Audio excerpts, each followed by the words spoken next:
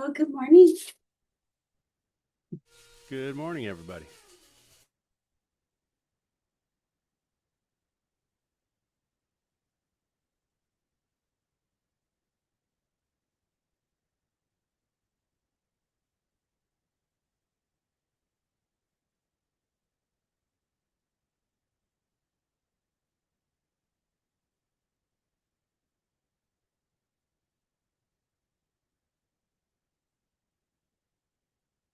Good morning, everyone. I'm going to be moving around, and so I'm listening.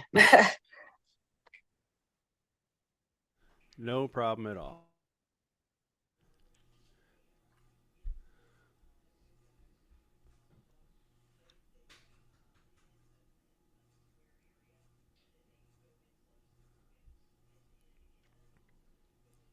Is that showing good full screen now for you?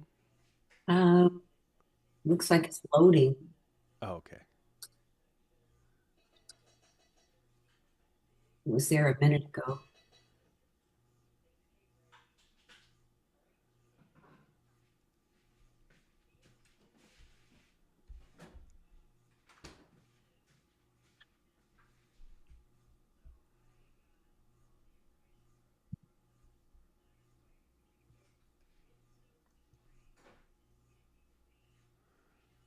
It says it's paused. I wonder why.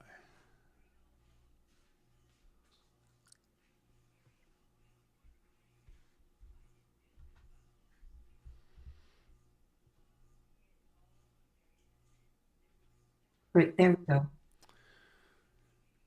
Yeah, I'm trying to get it more full screen.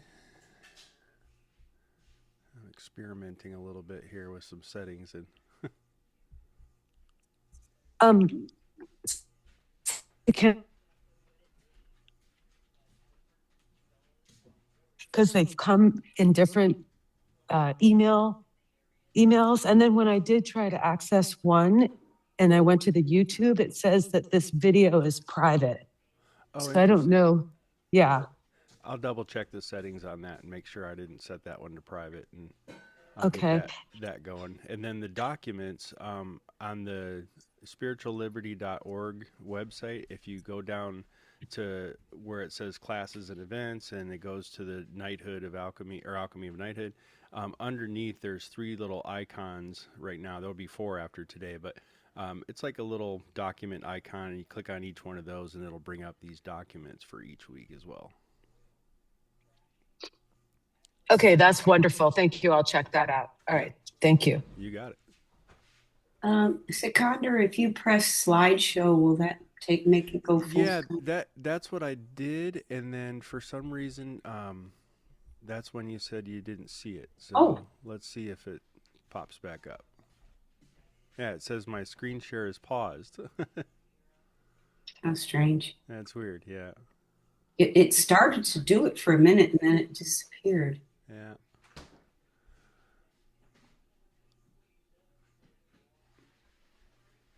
Let me try one other thing here.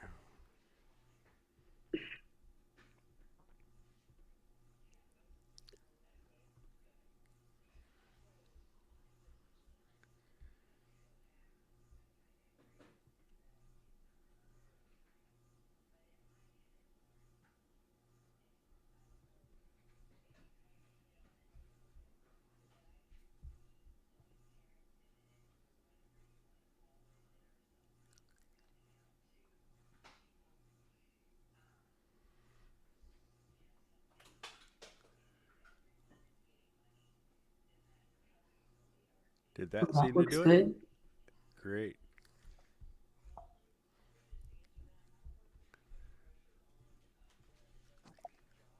All All right. right. Technology. Mm. Good morning, Basira. Good morning. Hello.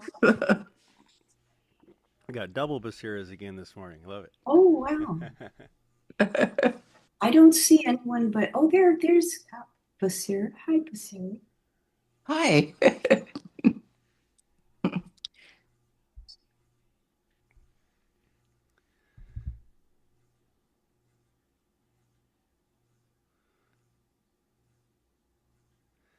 Well, we'll give it another minute, see if anyone else shows up. I just got a message from Karima, one of my Marids, that she is in the middle of Saluk, so she can't make it this week, but she intends to come next session. So, but yeah, hope everyone's doing well and having a good week. Had a good month since our last session. Before we get into it, I will share some exciting news that Basira and I have spoken with the Inayatiyya, and we have talked about getting this to be a broader offering through the Inayatiyya organization, and it looks like we are all set for October.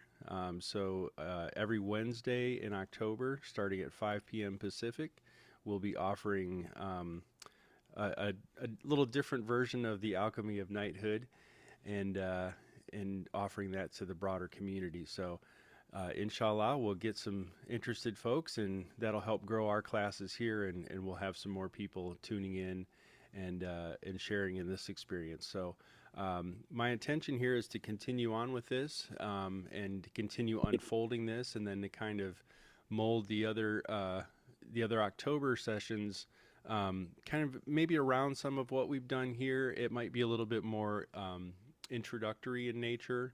It might, because it's 4 weeks, we might Regina Celli.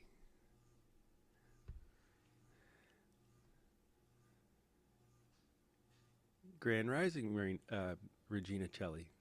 Thanks for joining.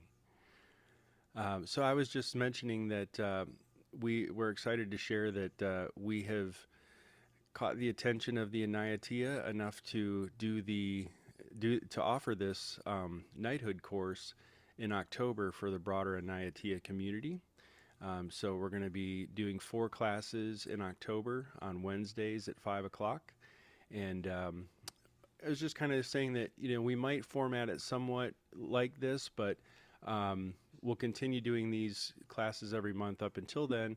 And then that one might be a little bit more introductory. And because it's 4 weeks, I'm kind of leaning towards a focus on the different, metals each week. Maybe the first week is iron, the next one is the copper, and then the silver and the gold. But we'll see how things go, and we might have a couple special guests that pop in and kind of share their experience, and it'll also have some time at the end of each class to share people's experience with working with the rules and things like that. So real excited to share that we're going to be doing this through the Inayatiyya as well. So again, Basira, thank you for your help with getting that together. We appreciate all that you're doing for the knighthood activity as well. So,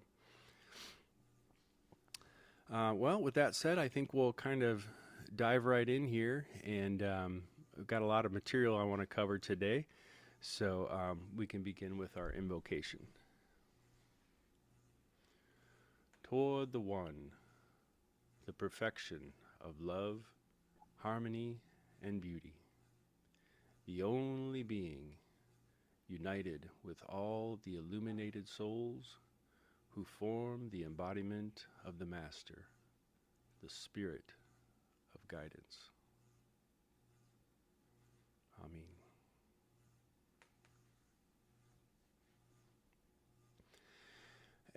I'll take just a moment to reflect on the invocation. I know that in recent years, there's been a kind of a move to shift from the word the master to the messenger. In this context, I like sticking with the original, the master ideology, because I think it's very akin with what we're doing with the practices. We're working towards mastery, self-mastery. We're working towards mastering the ego and mastering these elements of the different rules and what they express and what they do. So I just wanted to kind of share why I've chosen during these sessions to, stick with the spirit of the master. And in general, when I do the invocation, I typically stick with that. Yes, Regina Celli. Oh, you're muted. With respect to that, and before you really start, I'm having an echo. before you really begin, maybe if Basira, Oh, good. Let's see if it's better. I'm still hearing my voice, but that's okay. It occurred to me, and I see that all of us attendees happen to be female. It occurred to me to wonder whether there has been any thought to the gender issue in the knighthood. I looked it up, and knight is definitely masculine. There's, as far as I could tell in history, never been a knighted woman. And so I asked ChatGPT about whether there were female knights and what they had been called. So I actually have a suggestion or two, but has anyone ever thought about whether there could be a co-title for female knights? Do you know I've anything? thought about it. I think of Joan of Arc, and I think of Nuranisa. She was knighted, and I believe women are knighted. No. Well, maybe in our order, but Joan of Arc was never knighted. I checked that out historically. I think of her She that was way. recognized as a military leader, but she was not knighted. I do know that there is a tradition in the East, in the Norse countries, women fighters were called maidens of the shield. I asked what a wife or consort or companion of a knight would have been called. That was lady. They were given the honorific lady, but they were not, it was not a title. It was a name, not a nobility title. And so I was thinking of something like Ladies of the Shield or something like that. If we wanted to make a move to make a distinction. In our order, I guess women are being called knights. But I just wondered if that. I'd like to chime in, Al. You know, with all due respect, and Hi, Chantal. You're breaking up pretty good.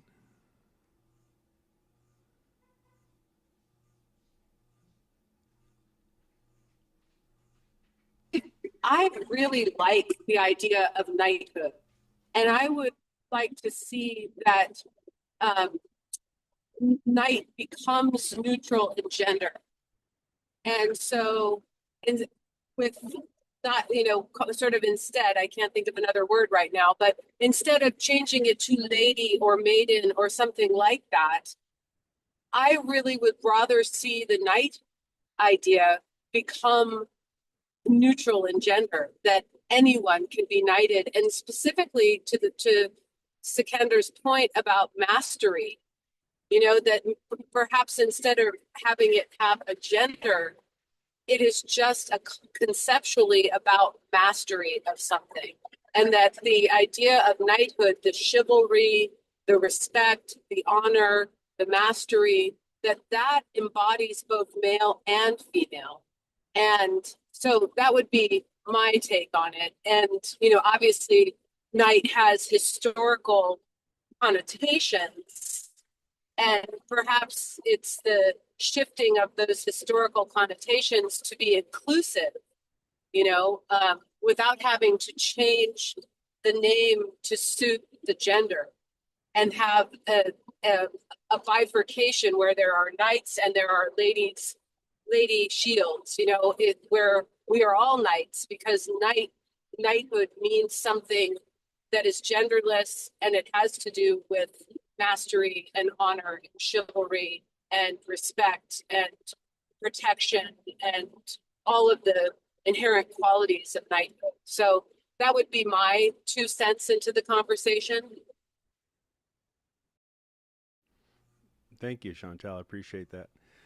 Basira, you had some thoughts on that. Basira, by the way, is our the head of our knighthood. She's kind of heading up the organization of the activity and helping with all of that. So she's tapped into the source there. So what are your thoughts here?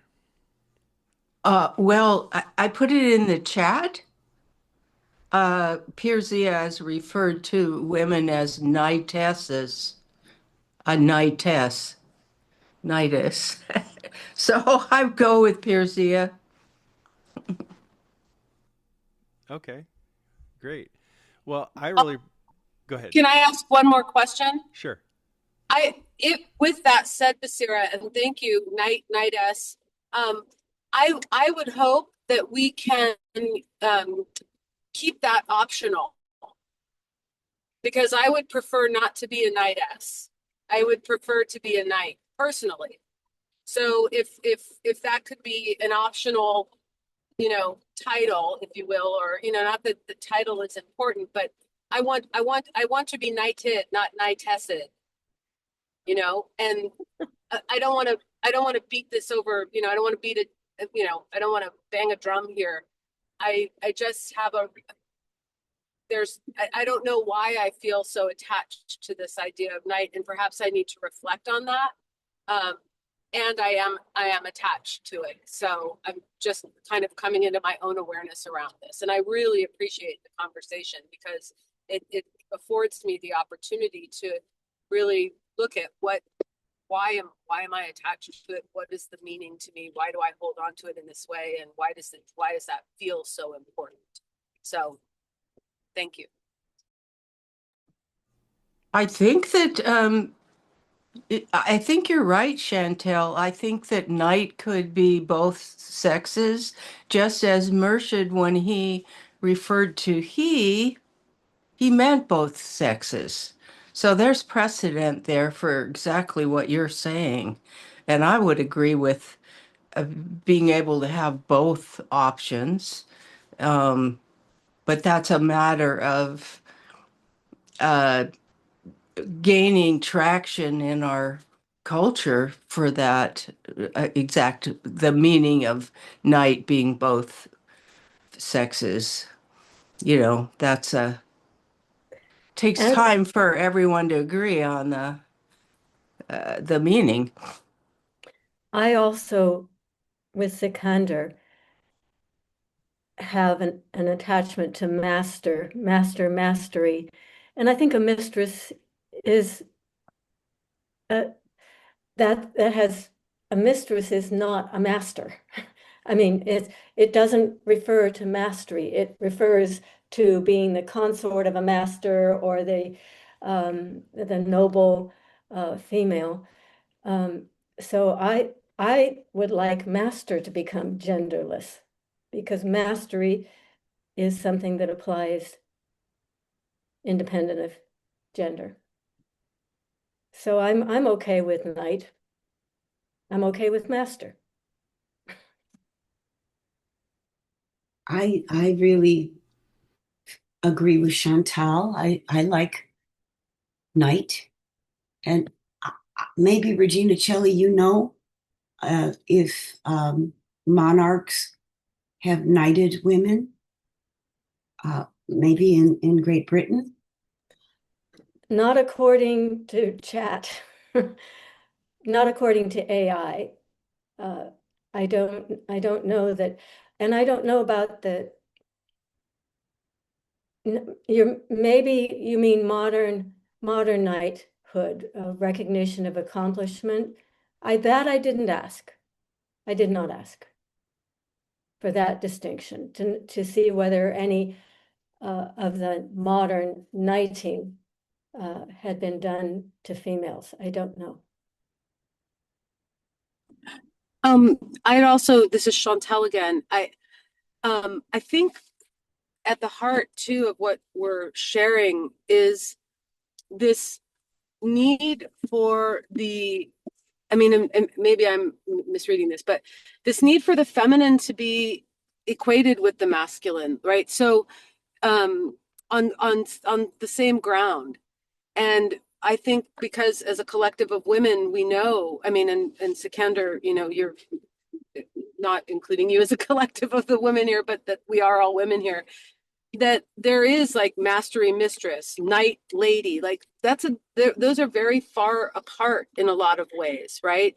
And so if whatever the decision is, if it, let's assume for a moment that it stays knight, and that the idea is to have knight be inclusive and have it represent mastery and all of the things I spoke of previously, perhaps there also could be, though, a brief paragraph or discussion piece that discusses this idea of gender, and that historically knights have been associated with the masculine, and that what the meaning is behind the word knight, so that there is some conversation that exists so that people can understand why, you know, or what, you know, the idea behind knight, and that it is gender neutral. And again, the assumption there is that that is the ultimate place that it goes, right? Knight, knightess, and then a conversation about gender kind of a thing, or knight, lady, whatever, mistress, mastery, and a conversation about all of that. So that when people are reading about the knighthood, they recognize that there is this conversation about gender and that we are cognizant of it, you know? So.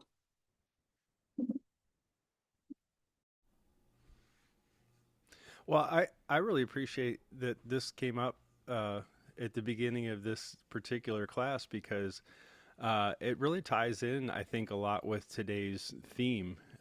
So, you know, we started out, our first class was really an introduction to the knighthood and the process, and, you know, what steps we go through doing the 40 rules and so forth.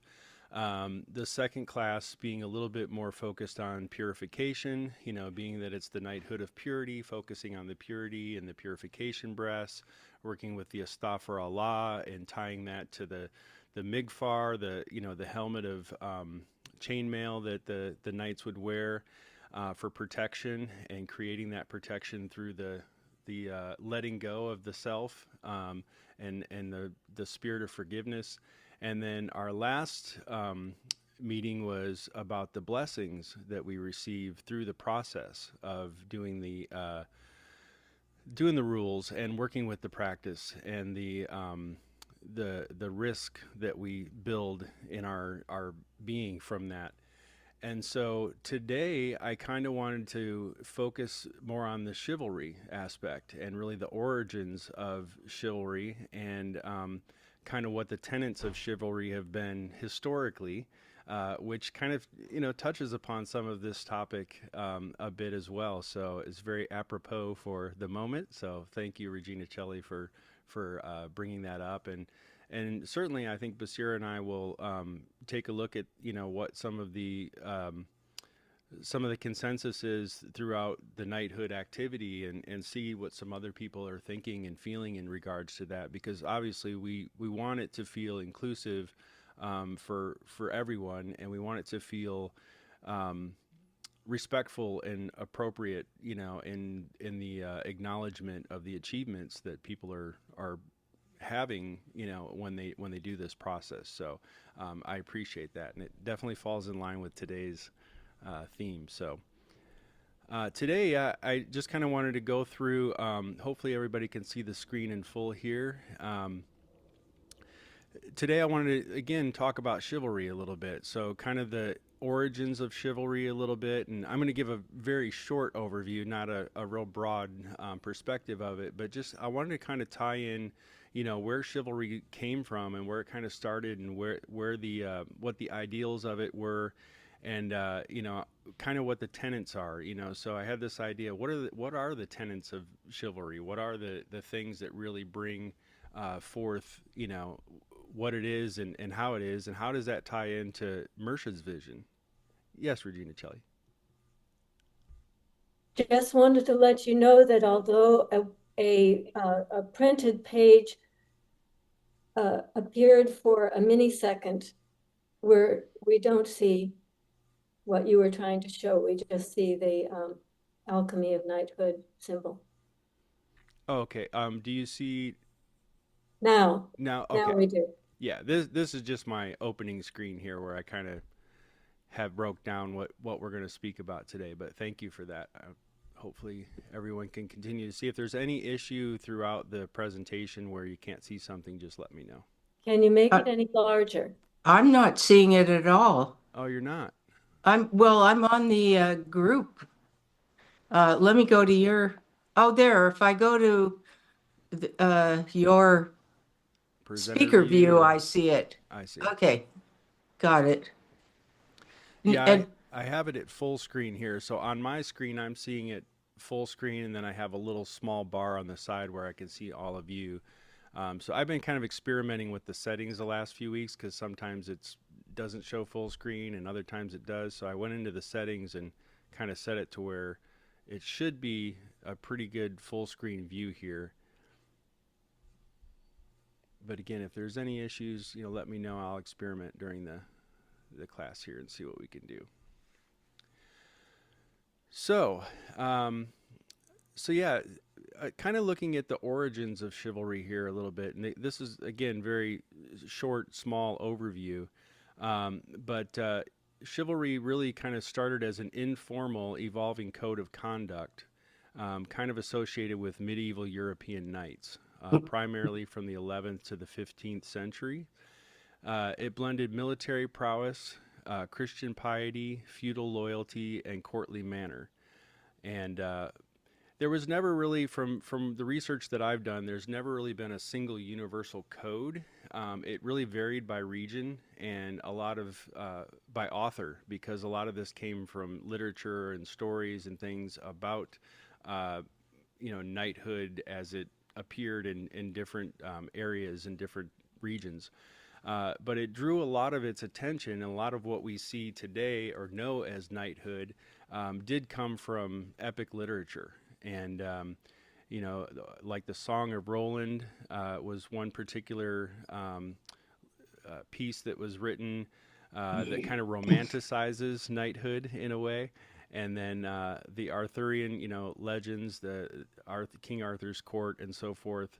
And some different treatises that were written by different artists or different writers, Raymond Leloul and Geoffroy de Charnay. I probably said their names wrong, but a few different writers in a few different areas of Europe that had written about these, epic tales, right? And so that's when we think of knighthood, a lot of times we think of these epic tales. And I think I even said this in the first class, you think of Lord of the Rings or, all of these, instances where these knights, or maybe the movie 300 or things where these, these fighting spirits, and that's what's been really romanticized a lot in literature. But there's a lot of this early origins of knighthood, weren't so romantic and didn't really have the qualities that we really strive for in our knighthood today. So I kind of wanted to explore a little bit, what the main tenets were. And, historically, often these main tenets were kind of lapped into three overlapping categories, which were duties to God and church, to one's Lord, and to people that were considered weak. So that included women and people that were defenseless and things of that nature. So again, very, very fitting that we had this conversation because we in our organization, we have this sense of equality. And I think part of the universality and what we promote in the Inayatiyya is equality in a way that we don't look at women as weak. Or I've met some Murshidas that are much more powerful than I'll ever be, and I really respect that. So I think that that's a very very good point to bring up, and we'll kind of unpack it a little bit as it comes up in this, but. So this is kind of a modern popular summary here of, I guess, what you would consider the 10 Commandments. It's really kind of 7 main tenets that come across through chivalry, and then how it kind of breaks down and relates to the knighthood of purity and what Murshid's vision was. So that's what we're going to get into today. So historically, from all the sources that I've pulled and checked here, which I also like to use AI. So I think it's a vast universe and network of intelligence and of printed material and shared material that's out there for us to utilize and resource. So I do like to use that sometimes for research and things. And so one of the first real tenets is piety and faith. So knights were expected to fear and serve God, defend the church, uphold Christian values, which included protecting the faith against infidels during the Crusades and living with moral integrity. And I found it interesting that this relates to Christian values, but they were also protecting against infidels, because infidel, I think, is a word that a lot of times is solely, associated with Islam and certain Muslim sects. So I think that's interesting there. So during the Crusades and living with moral integrity. So this was kind of it had an element of protection. It had an element of faith and, moving forward with moral integrity. But I think the main focus was to be in service to defending the church and so forth, and the values of the Christian church at the time. And then loyalty and feudal duty was the second part of that, and that was unwavering service to one's liege or lord. So whatever the king or head of the state or country would be, this would be also another element to this, was being of service to the lord or liege of the land, or the king, if you would. Yeah, Basira. You're on mute still.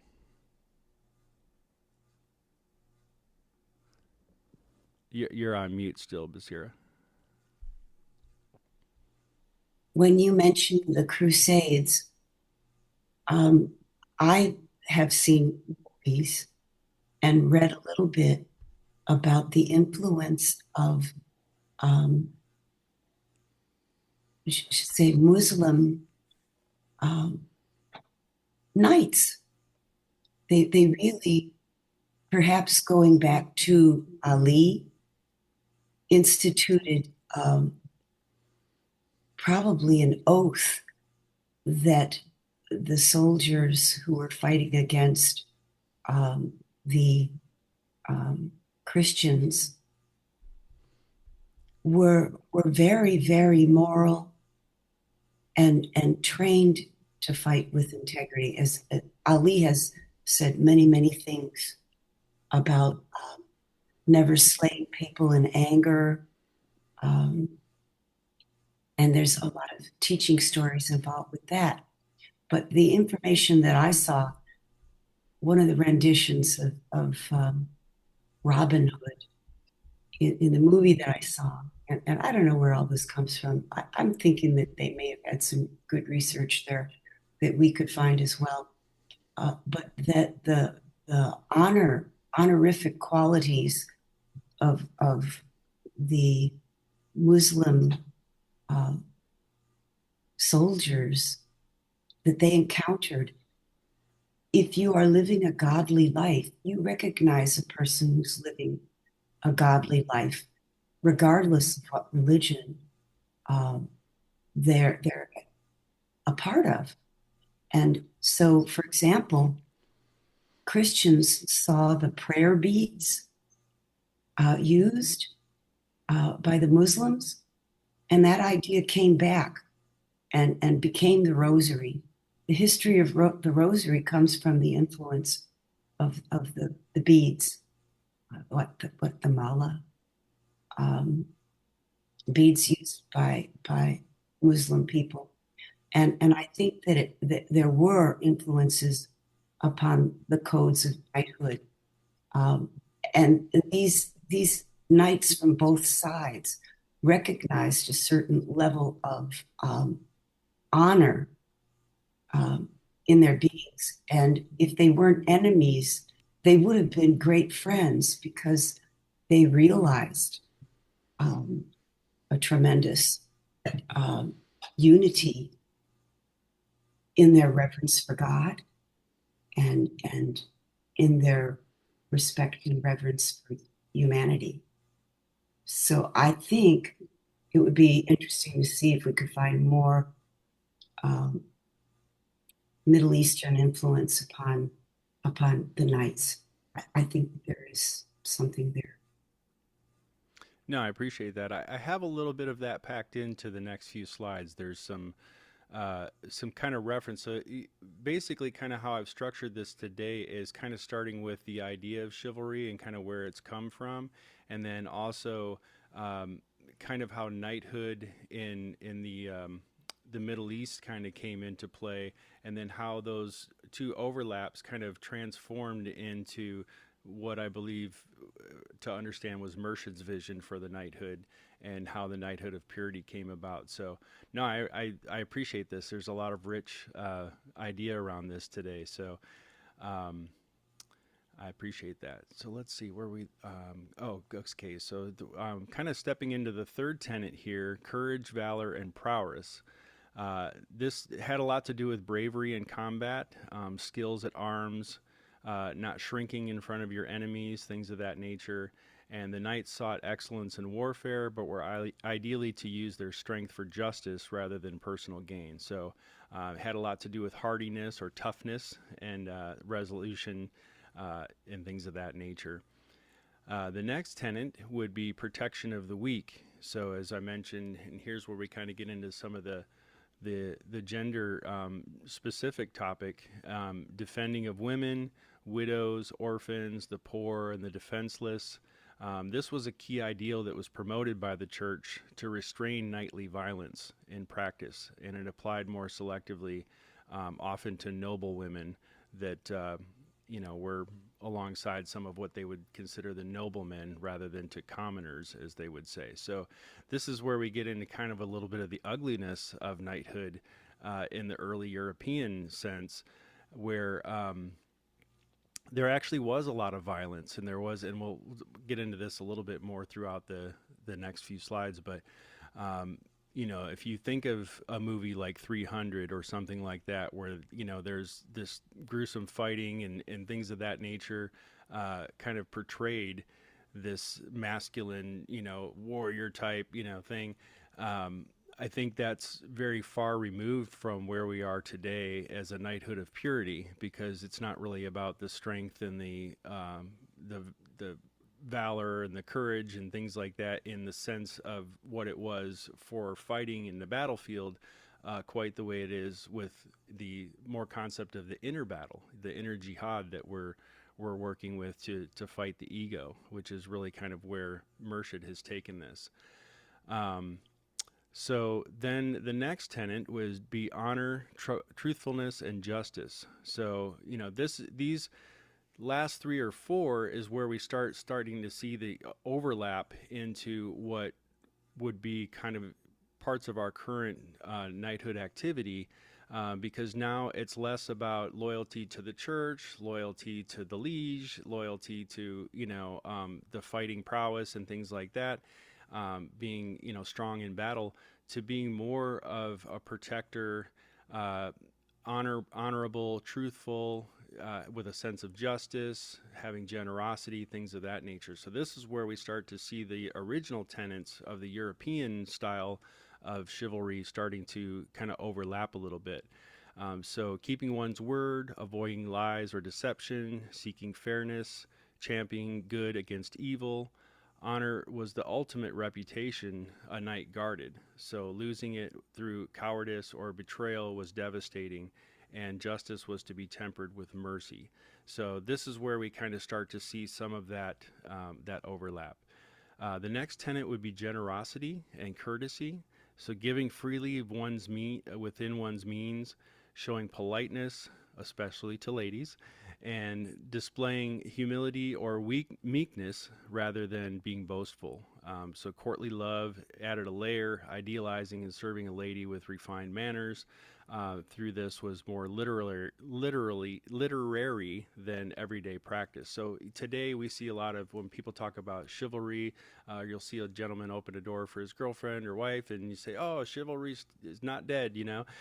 So I think this idea of modern chivalry, it kind of took on this romanticized view a little bit during some of this European period. And the last tenet, mercy and humility. So showing restraint towards defeated foe, as I think Basira had mentioned there, showing some mercy and honor towards your enemy in battle, exercising compassion and avoiding unnecessary cruelty. So humility involved putting others first and recognizing one's imperfections while striving for nobility of character. So this last line, I think, really ties in what the current Knighthood of Purity really strives for. Humility involved in putting others first and recognizing one's imperfections while striving for nobility of character. So these rules really force us to look at our own character and refine our character. And again, the whole idea of the alchemy of knighthood is this alchemical transformation and process that happens where we move from this rigid, rough character level to this beautiful, divine, golden quality as we transform through each of these processes of working with the rules. And having humility through the whole process, staying humble and realizing that you're not better than anyone else. You're recognizing your own imperfections through the process and working on refining those so that you can overcome those imperfections in a way that you can be of more service to others. So I think this, again, is another one where we start to see that real overlap with the earlier context of chivalry. So again, chivalry emerged partly to civilize the often brutal behavior of armed warriors in a violent age. So the church played a big role in promoting chivalry as a concept and an ideal, because there was a problem with knights of this era being violent and being maybe overly dominant in their nature and things like this. And I'm sure that this was an overly masculine issue. And, you know, a lot of times they promote these oaths and things during knighting ceremonies. They would take an oath because they wanted to, the church really wanted the knight to maintain this particular aspect of humility and protection and mercy and things like that, because I think at that time they had recognized that, you know, these people would go out into battle and they would, you know, come back with this mentality of the fierce warrior or some sort of ideology that they were above others or things like that. And there was, unfortunately, a lot of them would come back from the battlefield and they would fall into these shortcomings of looting, rape, or act of self-interest that was common, especially against non-nobles. So there was this idea that if you weren't nobility, then you're a commoner, and, you know, we can do whatever we want with the commoner. And so again, I think this is where literature in the early European context of chivalry really kind of romanticized the knighthood and the knights and things like that. And they didn't really reflect on what was really happening in the daily life of some of these individuals. And, you know, I guess you could kind of tie this in a little bit to, you know, some of the struggles that modern veterans, you know, deal with when they come back from battle. They have this, you know, they've been bred to fight and to kill and to, you know, protect the country and the honor of the cause that they're fighting for, and they're all about the mission. And then when they come back, they have to kind of reacclimate to regular life and to, you know, what's going on there. And I've had recently I connected with a group called the Heroic Hearts Project that works with veterans, and it's a veteran started. It was started by a veteran who came back from battle and from a war, and was really just kind of left hanging, in so many different ways. There's so many different levels to the trauma that a lot of these guys feel and experience. So they started this program to send these veterans off to different countries for plant medicine therapies that they can do to kind of work with their inner shadow and their inner experience to kind of make a change to where they can, reacclimate to modern life and things like that. So, kind of interesting that I'm actually writing an article for a magazine about them and highlighting them right now. So, kind of interesting that there's that correlation here to, coming back from battle and having these, I guess you'd just say, demons that you have to conquer and work through. And I think that was a real thing back in the European age of chivalry as well.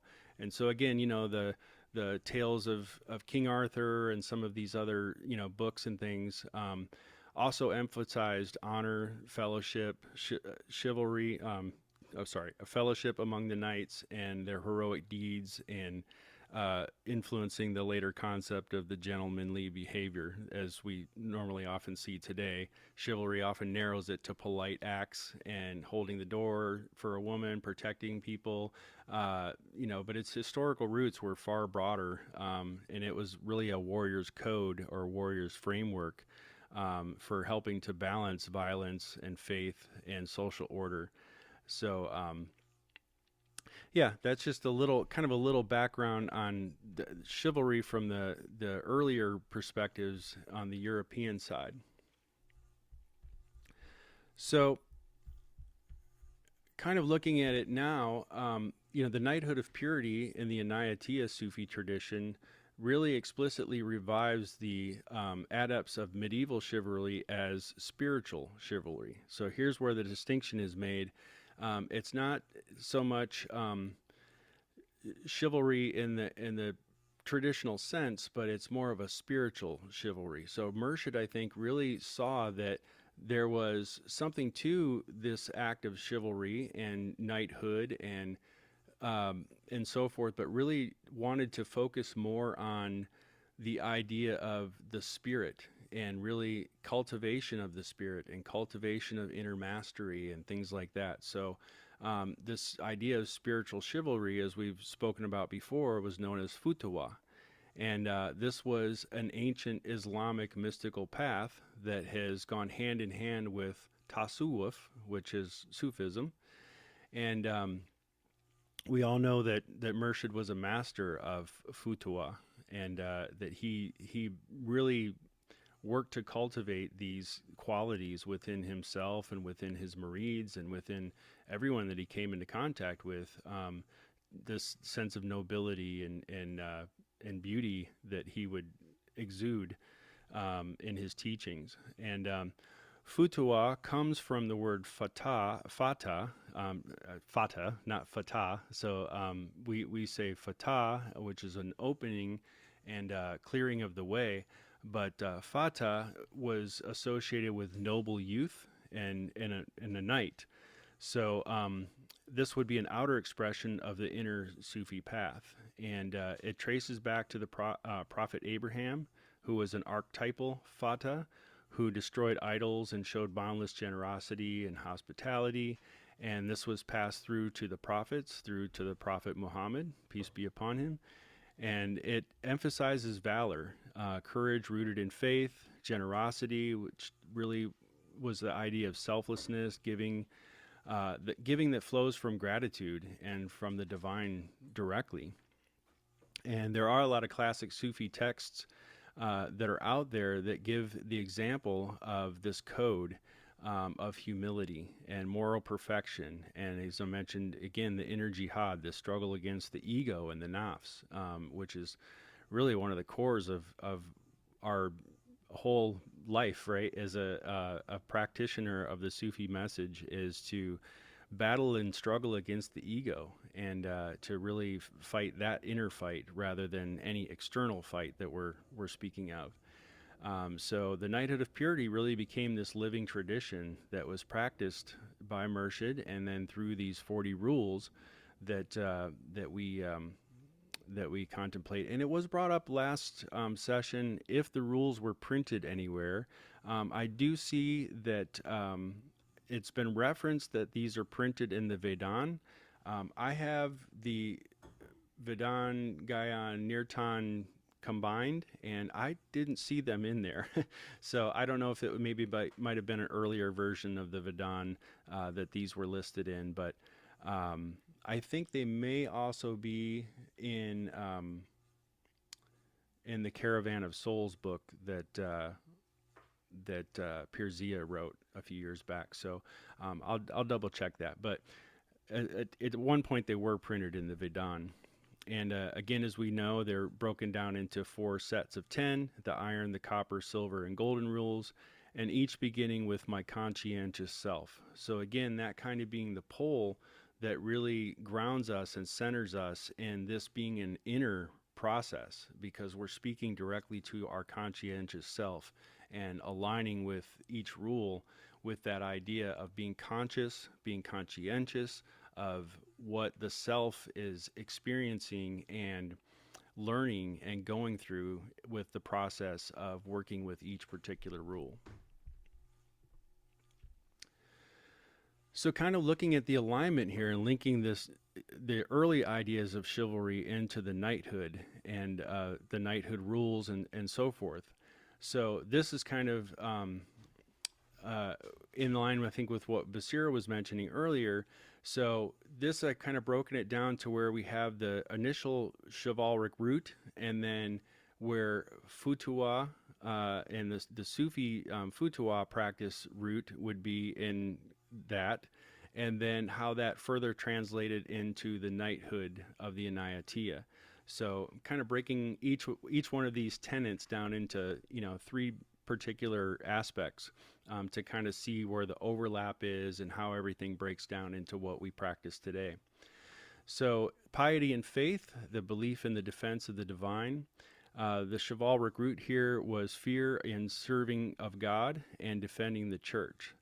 And I want to just touch upon that because I grew up in a very strict Christian home, and that ideology from the get-go is this idea of fearing God, and if anyone had a strict father or grandfather or, figure like that, you've probably heard, I'm going to put the fear of God in you, son, that kind of thing.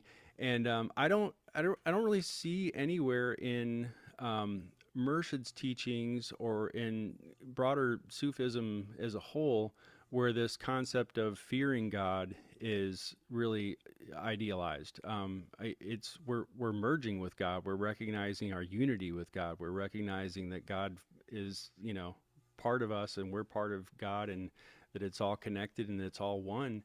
And so I find that interesting that in the chivalric root, in the early, knighthood and chivalry of the European descent, really had this idea of fearing God. And I think that overstepping of the church too, I think had a lot to do with that, where the church, or the religion of the day really ruled over the common class, and everyone had to have this loyalty to the church. And so I found that to be interesting. So in Futuwa, it's about complete trust in God, tawakkul, love of the divine, ishq as we call it. And again, the inner jihad, working on fighting the ego, the battle within. It's not an outward battle, it's an inward battle. And this kind of began with Abraham's willingness to sacrifice everything for God is the original model of Futuwa. Sufis see the knight as the one who walks in constant remembrance of the one. So this is that's the real key there. We work in Sufism to constantly walk in remembrance of the one, and Pirzia says it so beautifully that each breath is an opportunity to begin again. So each breath is a remembrance and an opportunity to really just tune in and link in to the divine nature of God. And so that, I think, is a real difference and distinction there between early chivalry and Futuwa. And then in the Inayatiyya knighthood tie-in here, we look at some of the rules. The golden rules emphasizes to be firm in faith through life's tests and trials, and to keep to your principles in prosperity as well as in adversity. The whole practice is offered as service to the Sufi message, or the spirit of, or spiritual liberty, as we've named we've put that moniker into our center.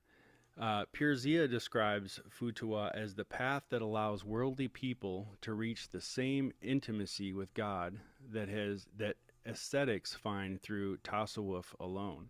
So I find that to be an interesting point that Pirzia makes there, because we've opened this activity to non-murids, or you don't have to be an initiate or ascribe to any particular Sufi lineage in order to practice these rules. So it's been opened up to anyone who would like to take on this activity, which I think is really interesting, and I think is a great way to introduce people to the Sufi message and to what spiritual liberty really can feel like for them, to where they can experience it in their own life and share and some of the beauty of what we as initiates and murids have traveled along and have found so beautiful in these teachings. So I love that Pirzia has described it that way, that it's a chance for the worldly people to reach the same intimacy with God that aesthetics find through tasawwuf alone. And then stepping into the next tenet, loyalty and feudal duty, service to one's lord or king or country. So the chivalric route was unwavering faithfulness to one's liege. So you were faithful to the king, you were faithful to the master of the land, the country, and that was really a large part of the root of this particular practice of chivalry back in that era. In Sufism and Futuwa, the loyalty is to the spiritual guide, so to your Murshid or to your Sheikh, and to the lineage of saints and the silsila, the chain and link of all the saints and masters that have come before us, that have shared this message and passed it on, and ultimately to God. The sash that Abraham tied on Ishmael symbolizes the passing of this legacy and fidelity and responsibility. So once one is knighted, they're given a sash, and I have my sash right here. They're given the sash, and when it's tied around your waist, it's actually tied in a manner that symbolizes kind of a link, a chain. So it's tied in a series of 3 links, and it really is, I think, a symbolic way of tying it into passing this legacy on, and really creating that same link that we feel with the silsila. So, the way it was described to me early on, when you take initiation, you become a link in the chain with your Murshid or Murshida, and then they are linked to their Murshid or Murshida, and so on and so forth, all the way back to the prophets and the saints. So really interesting tie-in there as well, with Abraham tying the sash onto Ishmael. And I don't know, Basira may know, or I'm sure Surawardi knows, that where the sash came into play for our current knighthood, but I would assume that it was kind of inspired by that instance there. And then the Inayatiyya knighthood tie-in here is kind of referenced in the copper rules here with consider your responsibilities sacred and prove trustworthy in all your dealings. So again, this is that loyalty and that honesty coming in to play here. And the entire knighthood practice is really loyalty to Murshid's vision. And the heralds notify the chancellor at each stage, creating this living chain of accountability and service within the order. So part of that process of, emailing Basira and letting her know that you've moved on to the next set of rules is a sign of respect, but it's also an accountability. It's making sure that you're staying accountable, you're working through the practices, you're staying with the daily practice. And I've seen a lot of people fall off during the practice, and then they come back to it. And so that lengthens their time of working with the rules. But, again, it's that accountability. I took a break. I have to start back where I left off, and not claiming that they've been continuously doing these when they haven't, things like that. So there's that sense of accountability that comes into the loyalty aspect. The third tenet, courage, valor, and prowess, and so this really is about bravery in battle and moral resolve in the early aspects. So not recoiling before your enemies, holding that strength and that might, and having the skill at arms that you're using to uphold justice. In Sufism and Futuwa, it's more about inner courage to face the nafs. It's having the inner prowess, the inner courage, the bravery to face your ego and to go in and battle with that nafs and to defeat the elements of yourself that overcome and override your real nature, your real divine nature. So the knight rides the horse of hope with the rein of courage and the sword of firm conviction. And Futuwa demands this steadfastness even when tested. And this is very much, seen in the stories of Abraham, who, really stayed steadfast in the trials in his life. And the Inayatiyya tie-in here is Inayat Khan, Murshid had this poetic vision of the knight riding the horse of hope, which we're going to look at that poem here in a moment. But riding the horse of hope, clad in the armor of patience, I advance on the path of love. And we see this in the silver rules by seeing meet your shortcomings with a sword of self-respect. And let not your spirit be humbled in adversity. Also, the iron rules demand do not spare yourself in the work which you must accomplish. So it's taking, the work that you must accomplish very seriously and really working hard to achieve the goals of the inner work and meeting those shortcomings with the sword of self-respect. Because again, as I mentioned earlier, this process is really about overcoming your imperfections and really about polishing the heart, but also transmuting these base qualities of the ego and the self into divine qualities that are egoless and so forth. The fourth tenet, protection of the weak, as it was described as defending women's, orphans, and the defenseless. The chivalric root here was to be the champion for the vulnerable, so to really protect, all those who were vulnerable in some form or another. And the Futuwa Sufi tie-in here is the core virtues of this were hospitality, compassion, and extending help to all. So, we say so often, Bismillah ar-Rahman ar-Rahim. This is invoking that idea of compassion and mercy right before a practice or before a prayer or, before the different duas and things that are done in a lot of the practice. And the fatah, as we spoke about earlier, gives until nothing is left for himself. So this idea of selfless giving, and that really ties into, protection of others and defending of others, is giving freely of yourself in a way that, you think of others before yourself. And I think that that's a real tie into this in the Inayatiyya knighthood, where the copper rule says, extend your help willingly to those in need. And one of my all-time favorites, do not look down upon the one who looks up to you. And the knighthood is paired with the kinship activity being a service to humanity. So all of the rules really cultivate this awareness of your inner relationship with all beings and all people and all walks of life. The fifth tenet, honoring truthfulness and justice, keeping one's word and championing for what is right. The chivalric root here is never lying, remaining faithful to one's pledge. So again, back in the early years of chivalry, it was about this pledge. And I know that Pir Vilayat often spoke about the Sufi path and an initiation as a pledge. You're taking a pledge.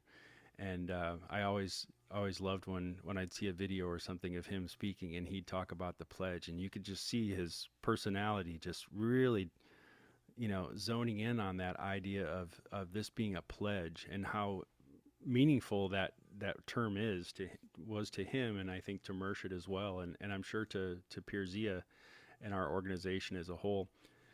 The Sufi Futuwa root here, truth, haq, is the foundation. So truth being the foundation of honor and truthfulness and justice. And the knight is the champion of the right and of the good.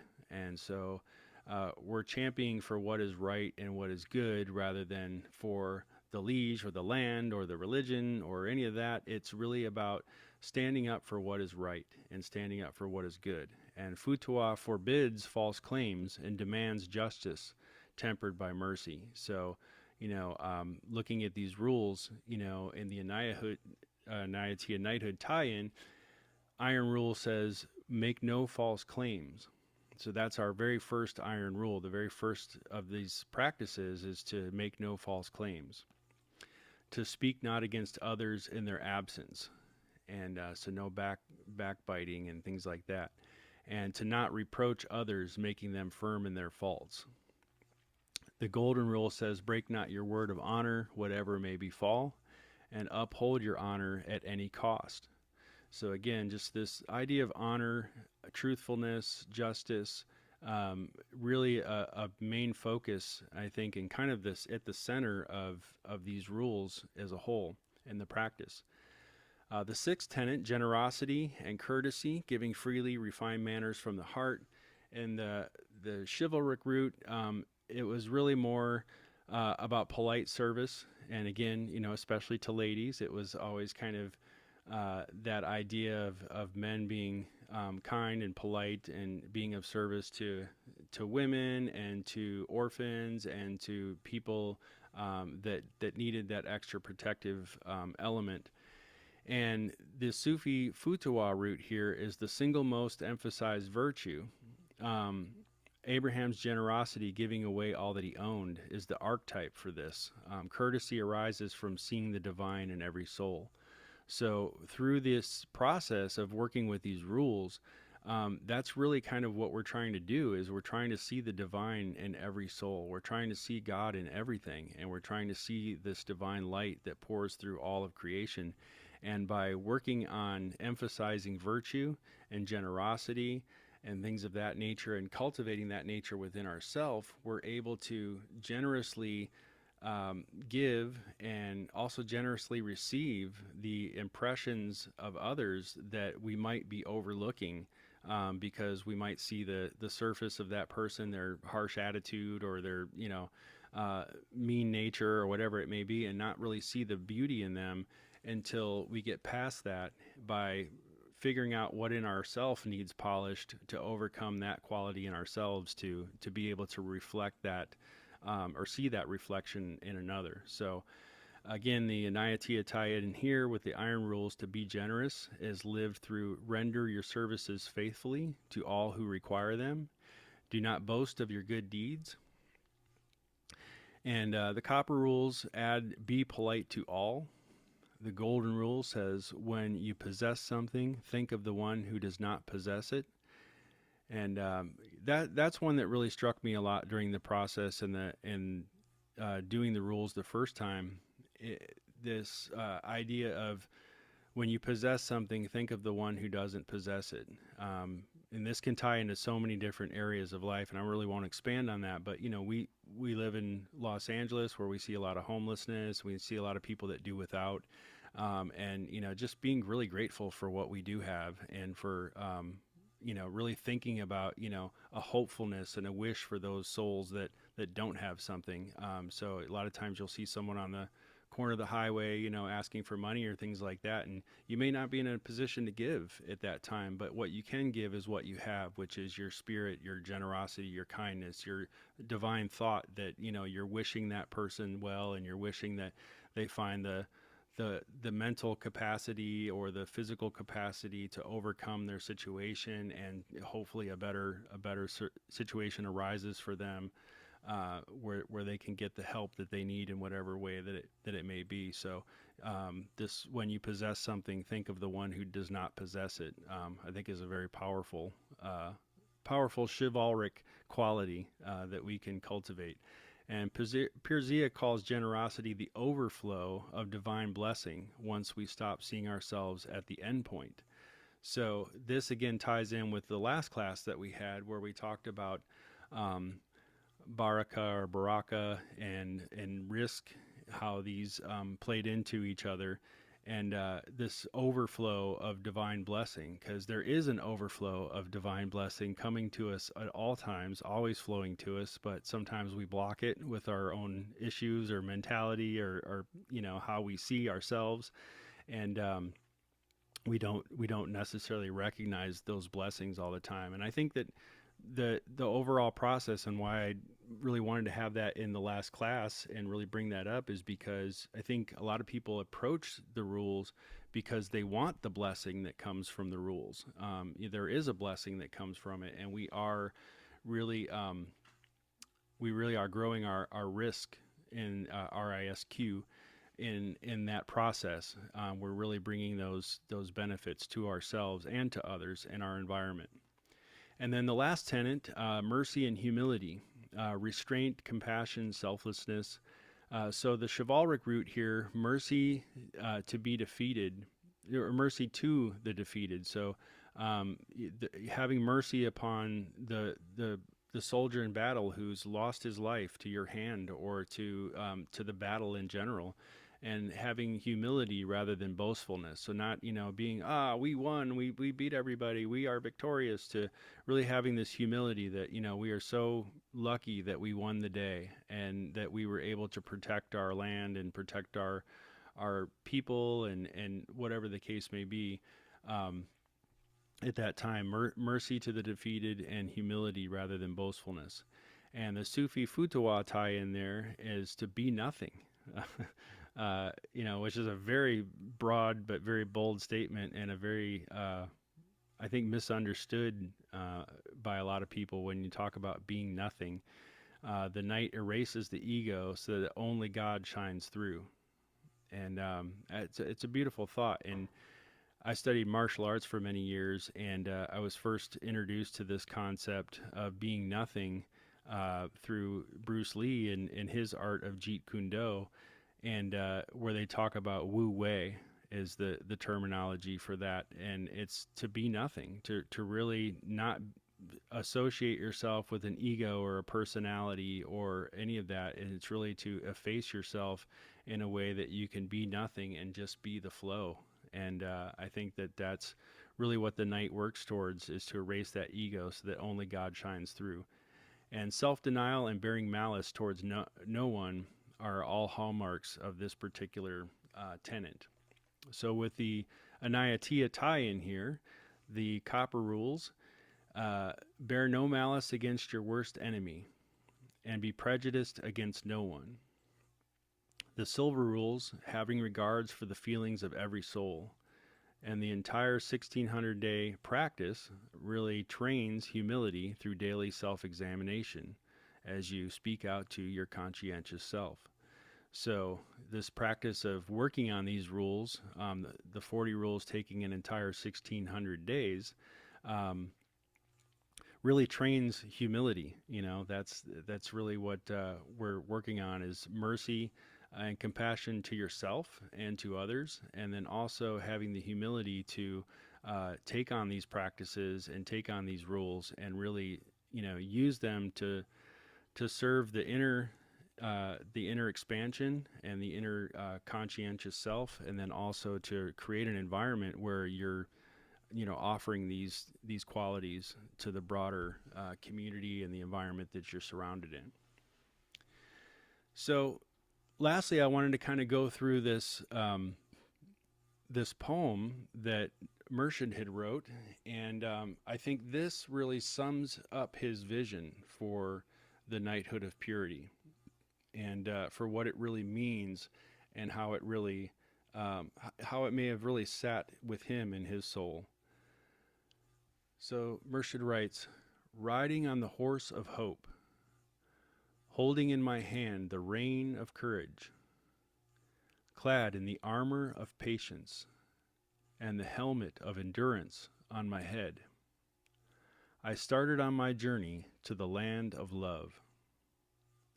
A lance of stern faith in my hand and the sword of firm conviction buckled on, with the knapsack of sincerity and the shield of earnestness, I advanced on the path of love. My ears closed to the disturbing noise of the world. My eyes turned from all that was calling me on the way. My heart beating the rhythm of my ever-rising aspiration, and my blazing soul guiding me on the path. I made my way through the space. I went through the thick forests of perpetual desire. I crossed the running rivers of longing." So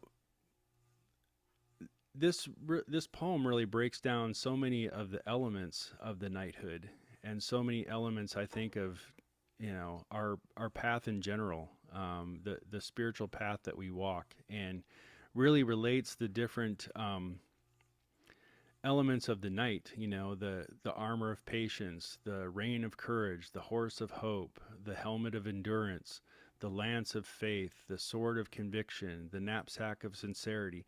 All of these items that someone would carry with them into battle, but not looking at them as physical items, material items, but really associating them with spiritual armor and spiritual weaponry and things that we can use to go into this battle with the self, and to really attack the ego in a manner and in a way that we are divinely protected and divinely guided by God through this process as we travel through the thick forest of perpetual desire, as he says, and crossing these running rivers of longing.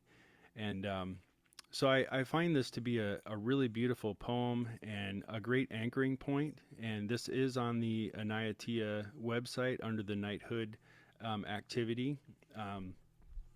So I think that this is something that can definitely be worked with. So kind of breaking down a few of these aspects of that quickly, and then I wanted to share some ways that we can utilize this poem as a practice and as an activity that we could do to maybe center ourselves before we're doing the rules, or just in different times of the day where we want to kind of really focus on some of these aspects.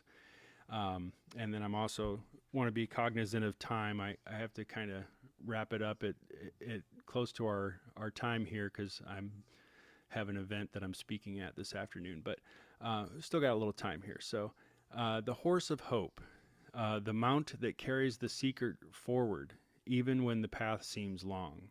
So riding on the horse of hope, we don't, hope helps carry us on our journey to where we don't have to really walk it and put in all the effort ourselves. Having this sense of hope can give one support to carry one through the path. The rein of courage, this conscious choice and discipline. So having the courage to really work with the conscientious self, to make the choice within, to discipline yourself, to take on this practice and to work through it and to guide it, let it guide you and open up something in you through the process.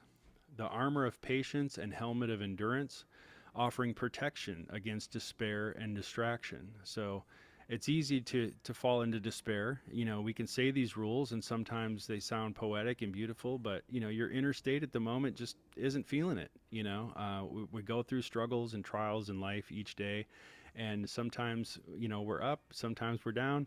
And in times that we're down, this armor of patience and this helmet of endurance can really offer a protection against that despair.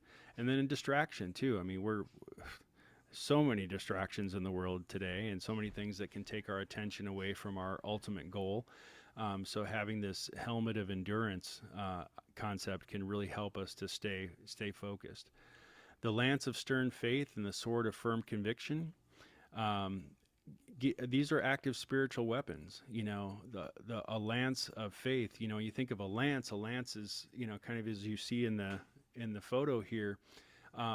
It's long and it extends out. So, it can kind of almost hold back things that are coming towards you before they get to you. It's got this length to it in a way that it can kind of see what's coming ahead and kind of hold it off and, oh, wait a minute, and give you a moment to kind of assess the danger and whether you're moving forward or not. So this lance of faith, having faith that, God is walking before us and the divine presence is there, and it already kind of sees ahead of time what's coming our way if we're open to it, and we can kind of feel out what's coming there. And then the sword of firm conviction as well.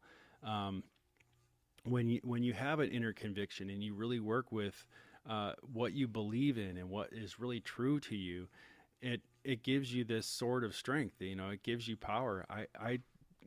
I've had so many, I guess what you'd call mystical experiences on this particular path, that nobody can tell me that the chain of the silsila is not real. Nobody can tell me that that God isn't real or that the experience isn't real. It's become so real to me that I carry this sort of firm conviction when it comes to the experiences that I've had along this spiritual path and what's unfolded for me personally. So people can, say that this is heresy, it's this, it's that, it's whatever people want to package it in.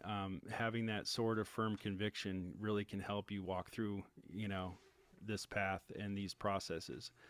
The knapsack of sincerity and the shield of earnestness. Again, the simple, humble provisions that you need. So, having the things that you need with you and being prepared for the journey. So, really taking the time to, really hold on to what's sincere and earnest to you, and having those things within your knapsack that you carry with you daily, carrying this sincerity and this earnestness, are humble provisions that help you along the way. I'm in the process of kind of updating my knapsack, I guess you would call it, for when I go hiking and things like that. I went out a couple of days ago and unfortunately got bit by a tick. First time in 20 some years that I've been on trails that I've ever encountered a tick. So it kind of made me kind of look at my knapsack and what I'm carrying and make sure that I have, proper prevention and things like that to ward off these kinds of things in the future. But a humbling lesson to carry my humble provisions in those moments. And then closing the senses to the world while the blazing souls guide, or the blazing soul guides. This is really classic Sufi imagery of turning inward, the journey through the forest of desire and the river of longing. So, being able to kind of close the senses to the outer world and to really be with the inner space is just such a, I guess tenet is a good word. It's such an important tenet of our Sufi path and what we do and what we experience. So I wanted to kind of end with this. These particular things that I broke apart here, I think could easily be molded into a practice. So you could kind of look at which of these really resonates with you and really kind of speaks to you in a way. And, maybe it's just a short meditation or a short kind of thinking about these things as you read through them. But, if you're in a state of mind where you need hope, imagine yourself sitting on that horse of hope, and imagine that support underneath you, carrying you through your process. The reign of courage, again, just, knowing that courage is guiding you and leading you along, and reining in the elements that you need and bringing you what you need. That could be another mode of focus during a meditation. Armor of patience and helmet of endurance, again, knowing that you have these protective elements within you and feeling that sense of protection and feeling that sense of guidance that's going to help you endure along your way. And if you're in a state of mind where you're feeling depleted, or you're feeling, run down or something like that, this might be a good moment to just stop and think about that armor of patience and that helmet of endurance. The lance of stern faith and the sword of conviction, I kind of broke apart that a little bit for myself, but kind of having this sensibility that, faith is out before us, and God is seeing what's coming, and we can have the faith of knowing that we are divinely protected, and that what we believe to be true in our heart and what we've felt through our own experience gives us that sword of firm conviction. The knapsack of sincerity and shield of earnestness, I gave a little example in my own life of how I can kind of tie this into what I do daily, which is, getting out on trails and hiking and things like that to get my mind straight as I journey through the forest of desire, right? So having this knapsack of sincerity and the shield of earnestness, making sure that we have the humble provisions that we need. So this can be a meditation, something that we meditate on is, what do I truly need? And asking that question, what are my humble provisions? What are the things that I truly need to be able to, sincerely and earnestly move through this path, or move through this process of working with these rules? And then closing the senses to the world. I think we do a lot of this practice already in our meditations and our work with breath and things like that, where we're trying to close the senses off to the world to really tap into the inner soul and what speaks to us in that way, and how we can really turn inward during the journey to help us through these long travels that we take in the forest of desire or the river of longing. So I would just encourage you to, read through this poem, and to, this material again will be up on the website, and I'll be sharing it through email afterwards. But to, however you might feel called to maybe take on one of these elements as a practice in a moment. And really, when I say a practice, it's really just taking a moment to contemplate that idea and to really sit with that thought and really use the visualization of the horse of hope, the rein of courage, the armor of patience, the helmet of endurance. I'm a pretty visual person.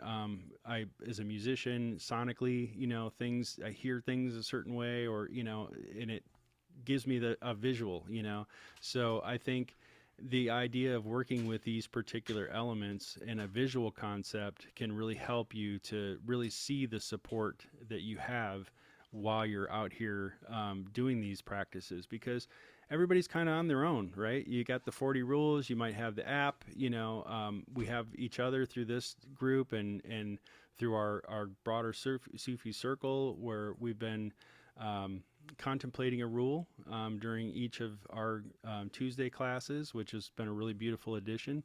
But essentially throughout our weeks, we're doing this on our own. This is our own journey that we're taking. So having these little supports, in our knapsack, I think can really help us to move through the process. So with that, I do want to take a few minutes to offer up, any thoughts that anybody has, or any points that anyone would like to discuss about this particular session today, and anything that might have come up for anybody before we close out and go upon our journey for the day. Yeah, Basira, go ahead. Oh, I wanted to say that I have a Gayan Vadan Nurtan of 1980, and it has the rules in it. Oh, okay. So it's an old one. Yeah, I have the newer. It's going to blur it out, obviously, but I have the newer black one with the gold writing, and I didn't see it in there. It's expressly listed, but But that's good to know that the earlier versions did have that. Mm-hmm. Go ahead, Basira. You're on mute still. I really love the visualizations that you've shared. The horse of the hope, the reign of courage. When I got to the armor of patience, I thought about the recitation of the wazifa on patience, which I've been doing a lot in the last month or so, and it brings such a peace to me when I work on that. And so I realized that each of these things um, can be related to a different wazifa that we could be using. Definitely. No, that's a great point.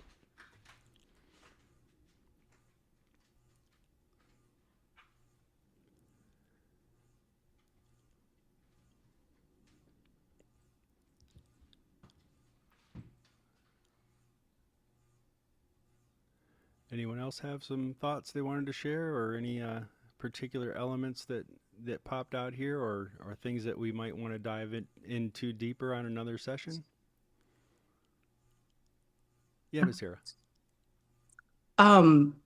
Sheikh al-Mashaykh said that the Western chivalry got distorted when it got involved with the church and government, and that it was a pure chivalry before it got involved with the church and government. So he's pretty clear on that point. It's very interesting. I appreciate you sharing that. Yeah, I can really see, in historic, European chivalry constructs versus the Islamic chivalry, or the broader Sufi chivalry, this real, difference and distinction between, the fear of God and loyalty to the church, loyalty to the king, things of that nature. Those aren't elements that really seem to be a part of what we're doing in our particular, Knighthood of Purity. So, which I'm glad, it's I think those are kind of older, archaic ideas. But it's interesting to know that before the church got involved in some of those things, that it had a more pure nature. So that's interesting. I'll dive a little deeper into that myself. Yeah, Basira, you're still on mute. There you go. I think it would be really nice to add in some practices of wazifas that would align with the beautiful image of the knight on the horse with the lance and the armor and all of those things, to see about equipping ourselves with the sound from those practices and the images. I just love these images so much. And then the other thing that occurred to me is there was a lovely, lovely Murid, and maybe Basira knows him. I'm sure that Regina Celli knew Hafiz Decker, who's from the Santa Barbara area, who worked in Ventura for many, many years as a therapist for veterans. And he wrote a whole book. Let's see, what is it called? The Alchemy of, I don't know if it's war or if it's, it has to do with healing of the trauma of the people who've gone into war, because the damage to their souls from the horrible experiences that they've gone through in war I can see that this whole path of the Knighthood of Purity would be meant to help heal and keep the knights pure. And I think it would be a really nice thing to reach out to veterans groups or even to active military people now. I know that they are meditating now. They offer meditation and training for soldiers. It would be nice to reach out and offer the study of the Knighthood of Purity to military groups. And I bet you that there were people that would find a lot of solace in this. And anyways, that crossed my mind that they were a group to get the information out to. That's a brilliant idea. And I knew, yes, I knew Hafiz Decker, but what a brilliant idea. Thank you. Yes, his I book also, it was The Alchemy of Combat. Okay. Hmm. Interesting. I also really love this idea of getting out to veterans. I had a grant from the Veterans Administration in Los Angeles. I introduced the labyrinth to veterans, and they received it so well. You know, using their way of being in the world, which is action oriented, moving forward, that sort of intention, and then incorporating it into this meditative state. So I love the idea of introducing the knighthood to purity because it feels like alignment. Yeah, I have to agree. I think that's a really good thought, Basira. I think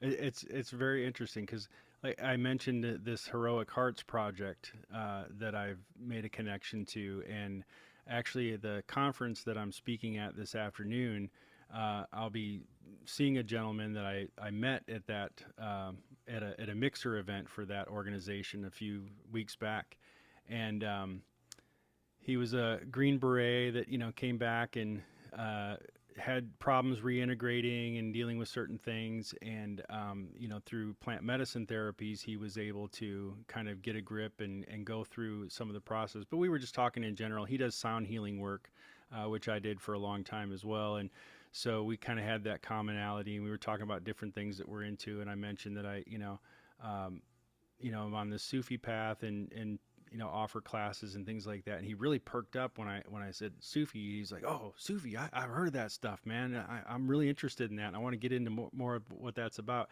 And it didn't even really click to me, the knighthood, with the connection of that, until I was preparing, this presentation for today. So I think that's something, we should really explore and look at. Different ways that we could reach out to some veteran organizations, because I think, again, this is working on the inner self. So working on the inner self and how that can, change your environment and the things around you. So meeting themselves with a sort of self-respect, I think, could really help them integrate and work through some of their issues and some of their traumas and things. So yeah, beautiful idea. Thank you for sharing that. I also can really picture you taking veterans on hikes and discussing the knighthood and doing practices with them. It might be a really lovely thing that you could be doing. I just feel that there's some kind of thing for you to continue doing with your hiking that would be relating. I have to chime in because I met Sikander, and actually I realized, Sikander, that I met you years ago when I invited you to come do sound healing on the labyrinth. It never worked out. Oh, sorry for the ambulance. But I met Sikander on the path, on the hike, and that's how I learned about the Knighthood of Purity. Yeah, it's interesting how it all comes together, isn't it?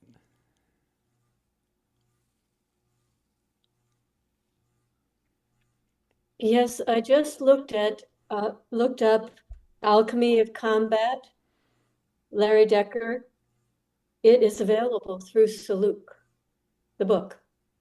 You might be interested, Sikander. Yeah, I am actually. So I'll check that out for sure. I know he actually wrote two books, but I haven't read the second one.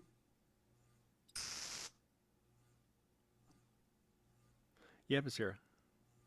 I'm reminded that maybe somewhere in the newsletter we had the Horse of Hope poem with a wazifa for each line. Mm. But I can't, I'd have to look at all the issues to find it. But I think that Surawardee created it. All right, we'll have to look into So, that. yeah.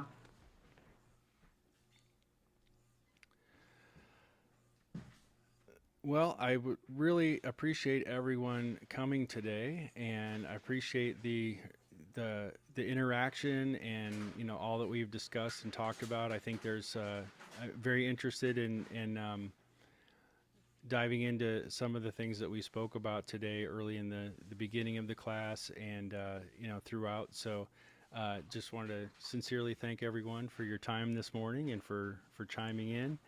And if there's nothing else, we can end with the prayer Hatum and go about our journey through the forest of desire and the rivers of longing.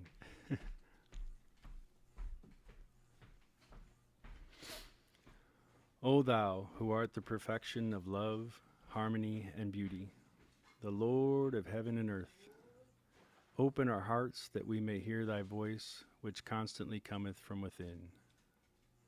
Disclose to us thy divine light, which is hidden in our souls, that we may know and understand life better. Most merciful and compassionate God, give us thy great goodness, teach us thy loving forgiveness, raise us above the distinctions and differences which divide us, and send us the peace of thy divine Spirit, and unite us all in thy perfect being. Amen.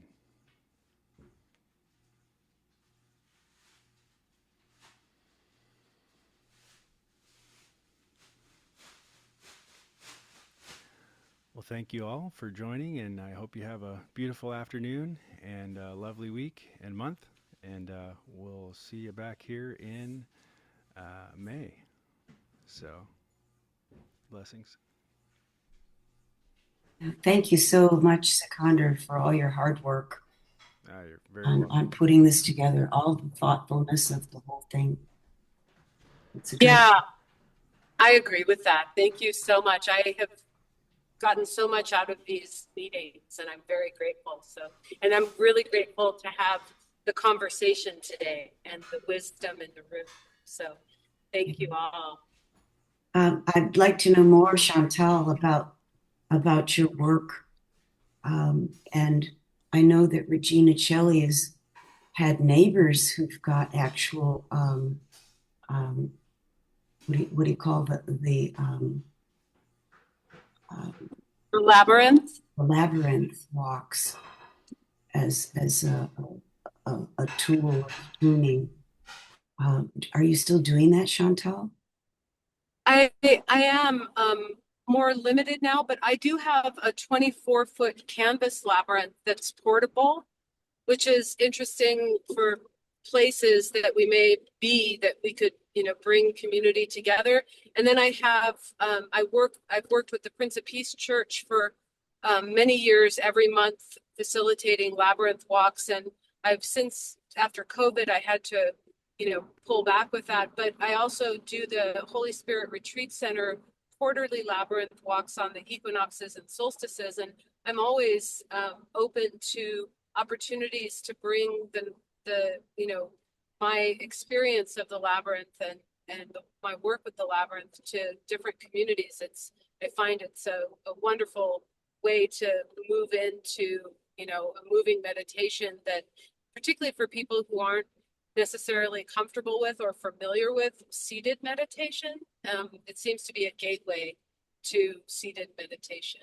So yeah, anytime. And my email is on the email, so please reach out. And and are you the person that I've spoken with on email before to do the to begin being heralded and into the process? Are you the like I'm emails, names, and faces haven't all mixed together yet for me? Yes, that's me. Yes. Okay. Okay. Yeah, knighthood at enayatiyya.org. Yeah. And All I right. found the poem with the here, I'm giving you the newsletter that it was in, the Riding on the Horse of Hope with a wazifa for every line. If you can see the chat. Wow. Yeah, Thank Sir you. Wardy did that. And if you want to be on the newsletter, just write knighthood at enayatiyya.org. Coincidentally, I just received a text. It actually flashed on my computer screen moments ago from a woman in Idaho who's very involved with labyrinths, and she was advertising the fact that May 2nd is International Labyrinth Day. And Basira, she would be a contact I would enjoy connecting you with if I have your email. Did you hear that? I know it's confusing. Okay. So I'm Basira Della Monaco, Yeah. and the other No, Basira I is was Basira Johnson.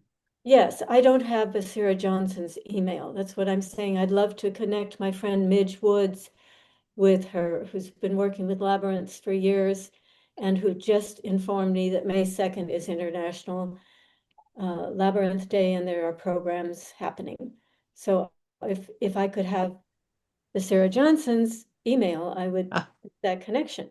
Yeah, it's a knighthood at enayatiyya.org. Okay. That's my official knighthood email. Okay. It crossed my mind, Regina Celli, you might like to invite Chantal to do a labyrinth for us on your property someplace near May 2nd. And just for clarity, it's it's just because I've been involved with Veritas and the Labyrinth Society. Um, the it's World Labyrinth Day. Thank you. The language. I just saw the Yeah. flat, so I didn't know the correct. So it's World Labyrinth Day. Okay. World Labyrinth. Yeah, it's World Labyrinth. Yeah. The labyrinth in my neighborhood is gone. Rosemary Alden, who was very involved with that, sold her house, and the new owners took out the labyrinth. It's a shame. So Well, so Chantal's saying she's got a portable one yeah, that she could set up. May 2nd, we're leaving town on Thursday. I'll be gone for almost 3 weeks. Well, and then it doesn't. Oh, Regina. It doesn't have to be on World Labyrinth Day. No. Exactly. And you and I have connected, and I'm sorry I missed last Sunday, but yeah, that's an open invitation. It's an open invitation, and if it works out or doesn't, right? So I bless the possibility. Yeah, Rosemary used to have a foldable one too, so that's great. Amazing. Well, thank you Lots all of food again. for thought. Yeah, there's so many rich ideas here. I love it. So I appreciate the connection and the interaction, and inshallah, we'll expand our offerings to include some hiking and some labyrinthing and some other things. So Yes, and thank you for that link, was Sarah Johnson. I see it now. I have it. I could picture taking a hike and doing that poem and those practices on the hike. And I could also picture you, Sikander, leading a hike like that with that prayer and those practices with some veterans. Yeah. Well, I'm definitely going to put some thought into that and kind of talk to my conscientious self about how I could make that happen. So I appreciate the offering there. Okay, folks, I have to close it down, unfortunately, because I've got a few things to do, and then I've got to head downtown and battle LA traffic for that. So thank you again, everyone, for showing up today and for your time and your energy and for all the thoughts and things that you shared. I truly appreciate it, and I look forward to our next session. So have a beautiful day, and we'll see you soon. All right. Thank you. You're welcome.